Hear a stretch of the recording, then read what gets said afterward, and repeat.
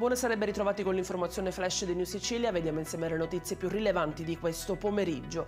Anche Giorgia Meloni si è detta soddisfatta della max operazione antimafia di oggi a Palermo, che ha portato all'arresto di oltre 180 persone, tra questi anche diversi boss mafiosi, e che ha inflitto un durissimo colpo a Cosa Nostra.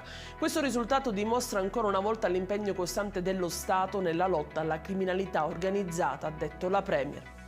Il futuro dell'azienda ST di Catania è finito invece oggi al centro di una riunione. L'assessore Tamaio ha annunciato l'intenzione di organizzare un tavolo di confronto coinvolgendo il Mimit, l'azienda e le parti sociali. L'obiettivo è quello di affrontare le prospettive industriali degli stabilimenti etnei.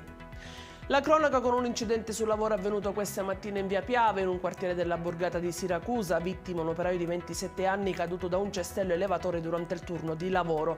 Le sue condizioni sarebbero gravi. Sarà invece l'autopsia a chiarire il giallo di Agrigento, dove una donna rientrata a casa dopo il turno di lavoro ha trovato il marito morto. L'uomo, un settantenne, è stato rinvenuto a terra privo di vita in una pozza di sangue a causa di una ferita alla testa. E chiudiamo col meteo: cieli sereni e tempo stabile per la giornata di domani. Peccato che tutto ciò, a detta degli esperti, potrebbe durare veramente poco, perché a partire da giovedì è prevista una nuova ondata di maltempo.